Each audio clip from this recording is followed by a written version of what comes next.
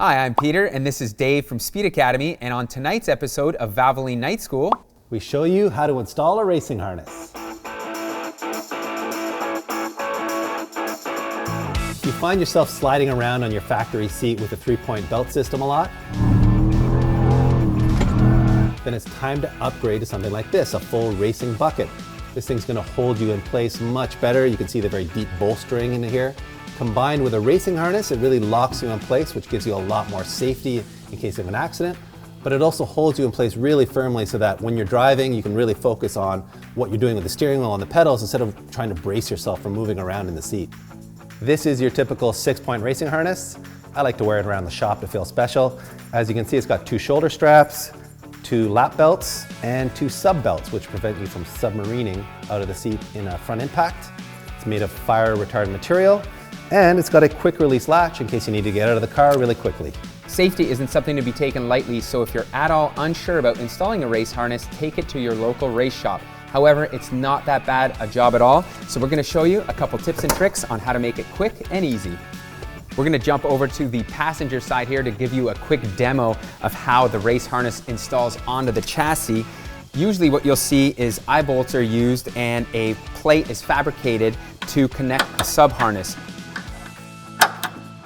For the lap belt, in some cases you may be able to use the OEM mounting location. However, in other cases, you may have to drill a hole and use a backing plate. The key when installing your eye bolts to snap in your belts is to determine the strap angles to the chassis, because that's really what allows you to lock yourself in safely here without doing any harm to yourself in case of an accident. So the sub straps are supposed to go back from the pass-through location in the seat at about a 20-degree angle to the eye bolts down on the floor. So that's sort of like the sweet spot to give you the right geometry on the sub belts. For the lap belts, they're meant to go back across your hip at about a 60-degree angle to the attachment point on the chassis. Again, that's to secure you in the seat with some backward pressure. You don't want too much downward pressure, nor do you want too much backward pressure. So 60-degree angle at the lap belt.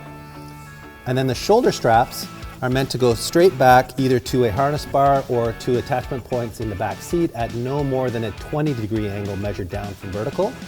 So it's very important not to have the straps going down at too steep an angle. That's going to put a lot of pressure on your collarbone and be potentially dangerous in an impact. If you're installing the shoulder belts into a street car, you can snap them in at eye bolts at the rear seat belt locations as long as you keep that strap angle at no more than 20 degrees. But if you're putting them into a race car like this, then you can go to the harness bar and wrap it around that bar.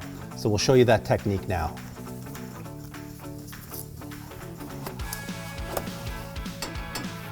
Step 1 is to run the strap through this 3-bar slider. As you can see, it just runs over the middle of the 3 bars. You then wrap the strap under the bottom of the harness bar through this little guide on the bar and back up through the 3-bar slider. You want to have the 3-bar slider as close to the roll bar as possible.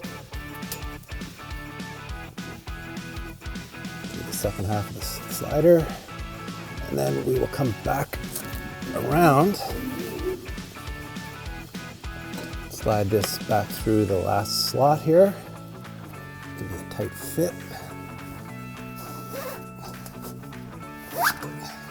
and then just roll this up in a nice tight little bundle, zip tie it together so it's not flapping around in the wind, and you're done.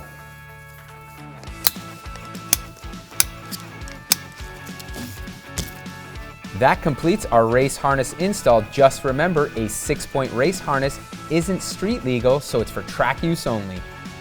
That's a wrap on this edition of Valvoline Night School. Make sure you jump on team.valvoline.com for more DIY car enthusiast content like this.